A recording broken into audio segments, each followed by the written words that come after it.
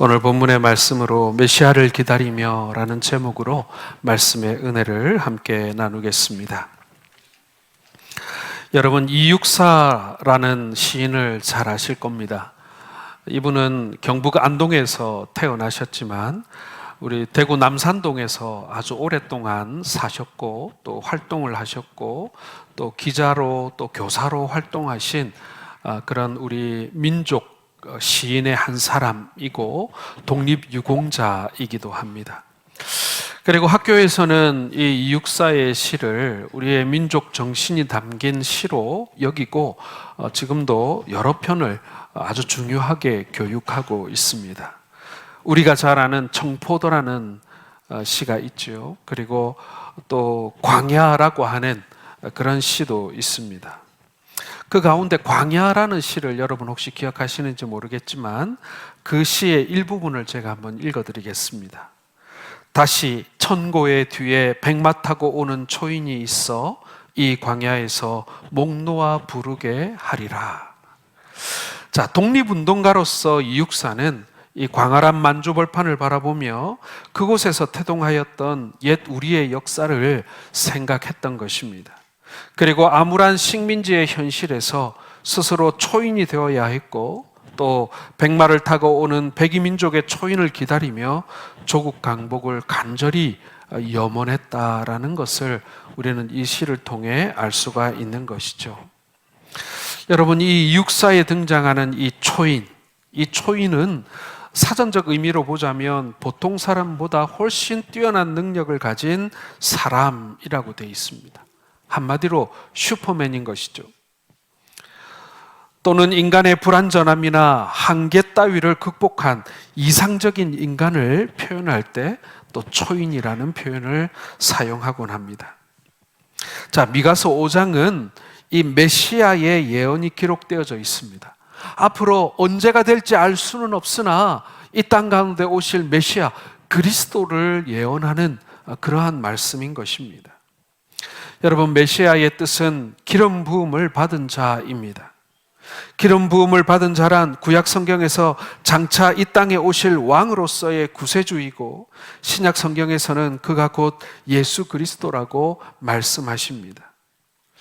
메시아란 신학적인 의미도 있습니다마는 문학적인 의미에서 보자면 고통과 신음 속에 있는 여러분들의 백성들을 구원하기 위해 이 땅에 오시는 분이 곧 메시아다.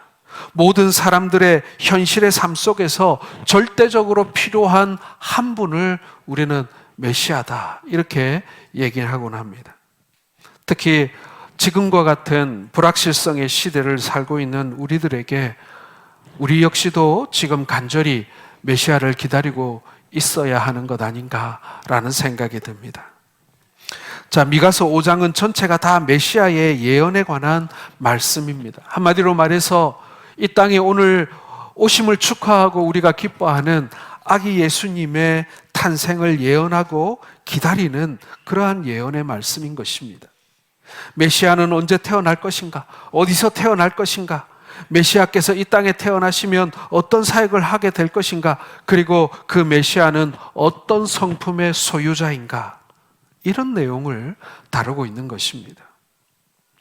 미가 선지자가 이토록 메시아에 대한 예언을 하게 된 배경은 미가서 3장에서 이스라엘의 정치 지도자들인 두령들은 돈과 뇌물을 위하여 재판하고 제사장들은 삭슬 위하여 교훈하고 선지자들은 돈을 위하여 점을 쳐주었다라고 한탄하고 있습니다. 그리고 백성들까지도 타락했기 때문에 하나님의 심판은 불가피한 상황이었다라는 겁니다. 그래서 시온은 마치 딱딱한 밭과 같이 갈아엎어질 것이고 예루살렘은 무너져서 돌무더기처럼 되겠고 성전의 산은 무성한 잡초와 수풀을 이루게 될 것이다. 이런 시대에 지금 이스라엘 백성들이 기다리고 있던 것이 바로 메시아다. 기다리는 분이 바로 메시아였다라는 것입니다. 모든 것이 무너져 내리고 모든 것이 황폐화된 그때에 어디서 희망을 찾아야지 알 수 없는 그 상황 속에 환경만 그런 것이 아닙니다. 사람들의 심령 안에서도 하나님은 사라져버린 그 시대에 메시아를 기다리고 있다라는 것입니다. 갈수록 믿는 자가 적어지고 사람들은 더 이상 하나님을 마음에 두기를 싫어하는 이 시대에 우리는 다시 오실 예수님을 기다리고 있는 것입니다. 오늘은 우리가 기다리는 그 메시아, 이미 이 땅 가운데 오셨고 그리고 다시 오실 그분이 하실 일에 관하여 이 시간 함께 말씀을 살펴보고 은혜 받기를 원합니다. 첫 번째로 여러분, 메시아는 자기 백성에게 평화를 주실 것입니다. 자, 5절과 6절을 다시 한번 읽어보겠습니다. 이 사람은 평강이 될 것이라. 아수르 사람이 우리 땅에 들어와서 우리 궁들을 밟을 때에는 우리가 7 목자와 8 군왕을 일으켜 그를 치리니 그들이 칼로 아수르 땅을 황폐하게 하며 니므로 땅 어기를 황폐하게 하리라. 아수르 사람이 우리 땅에 들어와서 우리 지경을 밟을 때에는 그가 우리를 그에게서 건져내리라. 자, 미가 선지자는 장차 오실 예수 그리스도와 그리고 그분이 세우실 교회를 보고 그리스도를 평강이라고, 평화라고 말씀하셨습니다. 그리고 적그리스도의 세력을 당시 이스라엘의 가장 공포스러운, 가장 강한 원수였던 아수르라고 말했던 것입니다. 그래서 그 아수르의 손에서 우리를 건져내시겠다라고 말씀하신 거예요. 미가 선지자가 예언할 당시에는 아수르가 고대 근동 세계를 지배하고 있었습니다. 그래서 아수르의 손에서 건져내시겠다라고 말씀하신 거예요. 이 말씀은 신약 시대에 메시아를 기다리던 사람들에게는 이제 아수르가 아니라 로마였겠죠. 그때는 또 나라가 바뀌어서 로마가 또 세계의 주인이었던 시대니까요. 당시 세계를 지배하고 있던 로마의 손에서 자기 백성 이스라엘을 구원할 것을 백성들은 소원했던 것입니다. 그런데 메시아이신 예수 그리스도께서는 로마의 손에서 자기 백성들을 구원하지 않으셨습니다. 예수님께서 구원하신 것은 자기 죄로 말미암아 죽을 백성들을 십자가에서 구원하신 것입니다. 많은 사람들은 정치적인 메시아를 기대했습니다. 어떻게든지 유다 나라를 다시 회복하고 저 악독하고 잔인한 로마의 손에서 우리를 구원해 줄 것을 간절히 소망했던 것입니다. 그래서 정치적인 메시아를 기다렸던 거예요. 그러나 예수님께서는 정치적인 메시아가 아니라 영적인 메시아로 우리를 구원하시기 위하여 이 땅에 오신 것입니다. 그리고 그 일을 위해 이 땅에 교회를 세우셨습니다. 마태복음 16장 18절에 또 내가 내게 이르노니 너는 베드로라. 내가 이 반석 위에 내 교회를 세우리니 음부의 권세가 이기지 못하리라. 교회와 성도들은 바로 이 땅 가운데 오신 예수 그리스도로 말미암아 죄악의 세력을 이긴 자임을 여러분 믿으시길 바랍니다. 그러므로 불법한 세상에 동화되지 않고 오히려 세상을 싸워서 이긴 자들, 바로 그 사람들이 성도들이라고 할 수 있는 것입니다. 사단과 마귀의 괴계를 이겼습니다. 이것은 우리 주님께서 이기셨기 때문에 그를 믿고 의지하는 우리로 하여금 이기게 하신 것입니다.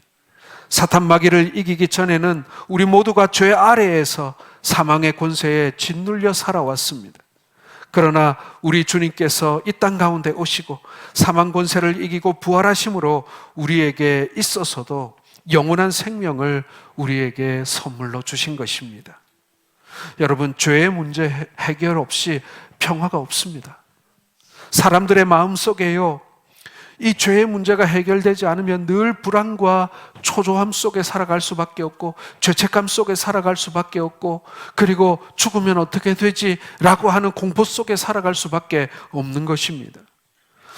세상적으로도 마찬가지입니다. 아무리 뛰어난 정치인이 이 땅 가운데 나타나고 나라를 다스린다고 하더라도 진정한 평화를 가져다 줄 수 없는 거예요.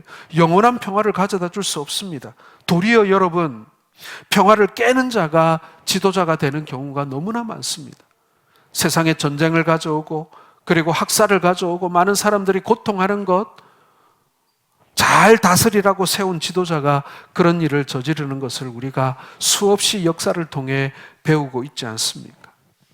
이 땅에 존재하는 인생들로는 진정한 평화를 가져올 수 없는 겁니다. 지금 전 세계적으로 계속해서 이곳저곳에서 전쟁이 일어나고 있고 지금도 전쟁이 진행 중에 있습니다. 얼마나 많은 사람들이 그로 말미암아 목숨을 잃는지요. 그 사람들에게 간절히 소망하는 것은 무엇입니까? 바로 평화입니다. 전쟁이 그치는 것입니다. 그러나 여러분, 세계사를 볼 때 우리 인생들의 역사는 잠시의 평화가 지나면 또 다른 전쟁, 또 다른 곳에서의 전쟁이 계속 끊이지 않아 왔다. 그리고 우리의 인생 역시도 마치 전쟁과 같습니다. 불의한 세상 속에서 그리스도인이 살아간다는 것이 너무나도 처절한 전쟁일 수밖에 없다는 것입니다. 그러므로 여러분, 우리 가운데 진정한 평화를 가져다 줄 수 있는 예수 그리스도를 찬양하시기를 바랍니다. 모든 교회와 모든 성도들에게 그 누구에게도 빼앗길 수 없는 영생이 있으니 세상 권세를 이기고 넉넉히 이기게 하시는 분이 바로 우리 예수님이라는 것입니다. 그러므로 예수님은 우리의 평강이심을 믿으십시오. 우리의 평화이십니다. 변하지 않는 영원한 평화가 바로 예수 그리스도 안에 있는 것입니다. 그분을 나의 주님으로 모시고 그분이 주시는 참 평강을 누리며 살아가시는 모든 성도들 되시기를 주님의 이름으로 축원합니다. 두 번째로 여러분, 하나님의 백성을 대적하는 우리의 원수들은 하나님의 손에 심판을 받게 될 것입니다. 예수님이 심판주로 이 땅 가운데 오시는 거예요. 10절과 11절을 같이 읽겠습니다. 여호와께서 이르시되 그날에 이르러는 내가 내 군마를 내 가운데에서 멸절하며 내 병거를 부수며 내 땅의 성읍들을 멸하며 내 모든 견고한 성을 무너뜨릴 것이며. 복음을 핍박하던 원수들은 역사적으로 그 심판이 계속되나 결정적인 심판은 주님의 재림으로 완성될 것입니다. 여러분, 예수님이 이 땅 가운데 오셔서 그 판세를 바꾸어 놓으셨습니다. 십자가로 말미암아 그 모든 악한 권세를 넘어뜨리셨습니다. 그러나 잠시 예수님께서는 다시 오신다는 그 약속과 함께 그 하나님 나라의 완성, 그리고 그 마지막 심판을 잠시 뒤로 미루셨습니다. 우리는 그 심판을 기다리고 예수님의 다시 오심을 기다리는 자들입니다. 그날이 오면 말과 병거가 필요 없은즉 전쟁이 없는 세상이 될 것입니다. 영적인 이스라엘인 교회는 이러한 것들이 더 이상 필요 없습니다. 메시아 왕국을 크게 둘로 나누곤 합니다. 첫째는 은혜의 왕국이고 둘째는 영광의 왕국인 것입니다. 그리스도의 처음 오심으로 말미암아 은혜의 왕국이 시작되었습니다. 여러분, 지금 우리는 은혜의 왕국에 살고 있는 거예요. 주님 앞에 나오기만 하면 어떤 죄를 지은 자도 용서함을 받고 거듭남을 경험하고 하나님 자녀가 되는 그러한 은혜를 우리에게 주신 그런 시대가 지금 바로 지금입니다. 그래서 지금을 우리는 은혜의 시대라고 부르는 거예요. 그러나 그리스도께서 다시 오실 그때에 영광의 왕국이 이루어지게 될 것입니다. 지금 은혜의 왕국을 대표하는 것이 교회입니다. 교회는 성령의 검인 하나님의 말씀으로 무기를 삼아야 합니다. 그래서 복음의 말씀을 하나님의 능력이라고 하신 것입니다. 주님의 영광의 왕국이 이 땅 가운데 임하는 그 재림의 때는요, 바로 심판의 시간이기도 한 것입니다. 하나님께서 그 심판을 통하여 영광 받으시는 것이죠. 그때는 이제 불신자들에게는 은혜의 때가 끝나는 거예요. 더 이상 기회가 주어지지 않습니다. 그러나 은혜 안에 살아온 성도들에게는 하나님의 그 영광의 왕국에 참여할 특권을 주셨고, 그리고 우리는 그 영광 가운데 함께 들어가게 될 것입니다. 여러분, 오늘 우리에게 은혜의 왕국을 열어주기 위하여 오신 예수님을 기뻐하고 찬양하고 또 축하할 뿐만 아니라 이제 다시 오실 그 영광의 왕국을 가지고 이 땅에 오실 우리 주님을 기대하는 여러분들 되시기를 바랍니다. 성령의 검인 하나님의 말씀이 아니라 교회가 다른 모든 수단과 방법을 무기로 만들었을 때 그때는 우리가 망하게 되어 있는 거예요. 그러므로 교회가 말씀의 권세 밖에서 어떠한 세속적인 힘이나 사람을 의지하게 될 때 필패하게 되어 있는 것입니다. 하지만 우리가 성령의 검인 하나님의 말씀으로 세상을 상대하면 세상을 이길 수 있는 줄 믿으시길 바랍니다. 15절 같이 읽겠습니다. 내가 또 진노와 분노로 순종하지 아니한 나라에 갚으리라 하셨느니라. 여기서 여러분 특별히 주목해 볼 말씀은요, 순종하지 아니한 나라입니다. 여러분 무엇을 순종하지 않았겠습니까? 바로 하나님의 말씀입니다.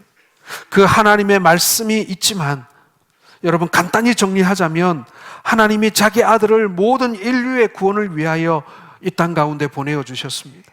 누구든지 이 복음의 말씀을 믿고 받아들이기만 하면 하나님의 자녀로 회복되지만 오늘 말씀처럼 순종하지 않고 거절하게 된다면 준엄한 심판을 받게 되는 것입니다. 이렇게 하여 원수들은 소멸하고 하나님의 백성들은 남게 될 것입니다. 이 놀라운 역사는 신약시대 교회에서 시작하여 주의 재림으로 완성될 것입니다. 누구든지 그리스도 예수 안에 있는 자는 새로운 피조물이 되고 하나님의 권속이 될 것입니다. 그리고 주님의 재림으로 주의 나라가 임하게 되면 그곳에는 무엇이든지 속된 것이나 가증한 것이나 거짓말하는 자는 결코 그리로 들어오지 못할 것이다 라고 말씀합니다. 오직 어린 양의 생명책에 기록된 자만이 그 성취를 맛보고 그리고 그 나라에 참여하게 될 것입니다. 사랑하는 성도 여러분, 예수님이 이 땅 가운데 처음 오신 바로 이 성탄을 우리가 맞이하면서 우리 마음속에 확신해야 할 것은 우리에게 보장된 은혜와 그리고 주님 다시 오실 때 우리에게 주실 하나님의 그 영광인 것입니다.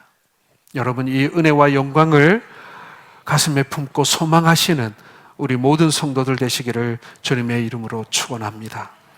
마지막 세 번째로, 메시아가 통치하는 나라는 인간의 탐심과 우상이 없어진 깨끗한 나라가 될 것입니다. 12절과 13절 같이 읽겠습니다. 내가 또 복수를 내 손에서 끊으리니 내게 다시는 점쟁이가 없게 될 것이며 내가 내게 새긴 우상과 주상을 너희 가운데서 멸절하리니 내가 내 손으로 만든 것을 다시는 섬기지 아니하리라. 여러분, 예수 그리스도께서 이 땅에 오심으로 말미암아 우리가 싸워야 할 싸움을 우리가 비로소 보게 되었습니다. 예수님 오시기 전에는 몰랐어요. 그저 형식적인 껍데기만 남은 율법을 잘 지키기만 하면 구원받는 줄로 막연하게 생각하고 살았습니다. 그러나 끊임없이 좌절하고 실패했어요. 그러나 나를 이렇게 실패하고 넘어지게 만드는 실체를 몰랐단 말이에요, 구약시대의 성도들은. 그러나 예수님이 오시고 나니 그 싸움의 대상이 보이고 그 싸움의 실체가 보이기 시작한 것입니다. 그리고 사단의 권세를 하나님의 성도들과 교회가 이기기 시작하는 것입니다. 복음이 들어가면 성도들의 마음속에 탐심이 사라지고 우상이 떠나가기 시작합니다. 오순절 성령 강림 이후에 사도행전의 기록만 봐도 그렇습니다. 시몬이라고 하는 소문난 마술사가 베드로의 무서운 책망을 받습니다. 그리고 구브로의 박수무당인 엘루마도 사도 바울의 책망을 받고 곧 소경이 되어버리고 맙니다. 에베소에서 복음을 듣고 진리를 발견한 마술사들이 점치는 책들을 불에 태웠습니다.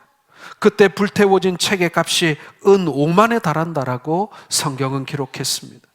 여러분, 이처럼 복음이 전파되는 곳에서 우상과 그리고 사교들이 추방을 당하고 그들이 그것을 포기하고 참된 하나님 앞으로 나왔다라는 것입니다.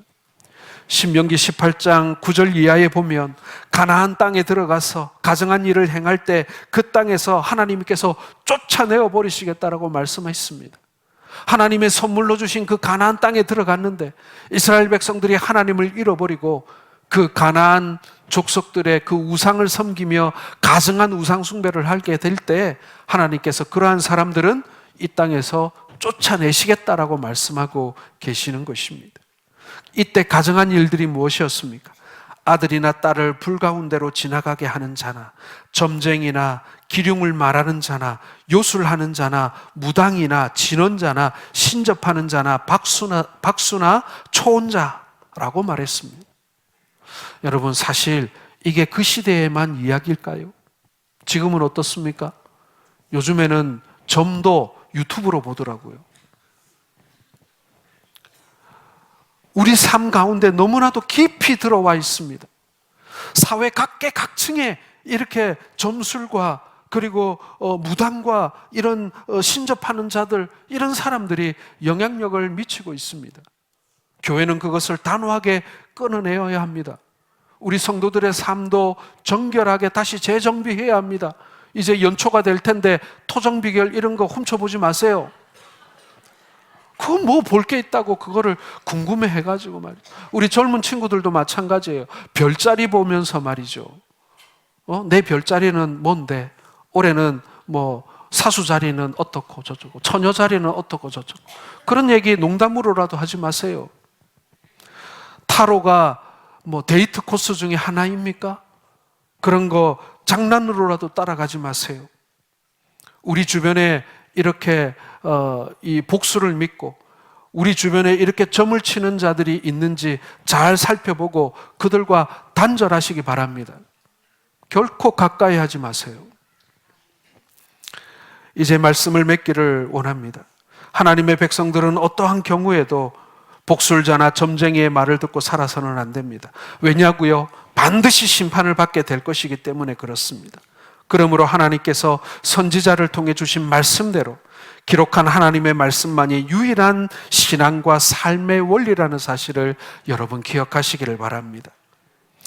어느 시대나 메시아를 기다립니다. 하지만 그 메시아는 우리가 기다리던 그런 메시아가 아니었습니다. 철학자 니체는 짜라투스라고 하는 초인을 기다렸습니다.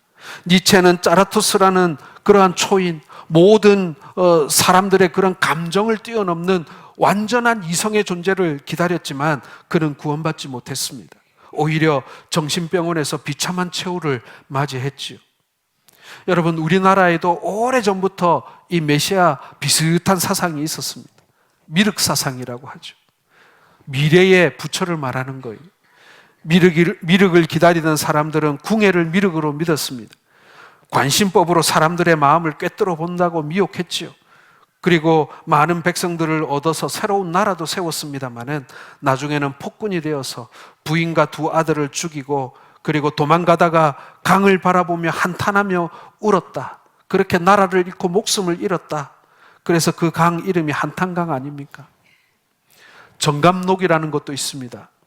정감록에 보면 정도령이 나무 목자의 아들 자자를 가진 이시성을 가진 자를 망하게 할 것이다라는 내용이 나옵니다. 그 당시 그 조선의 사회적인 그 모순 때문에 고통하고 있던 이 백성들이 이 정도령이라는 사람이 날아와서 이 나라 한번 확 엎어줬으면 좋겠다. 그렇게 생각하고 믿었던 그들의 메시아 비슷한 것이었던 거예요.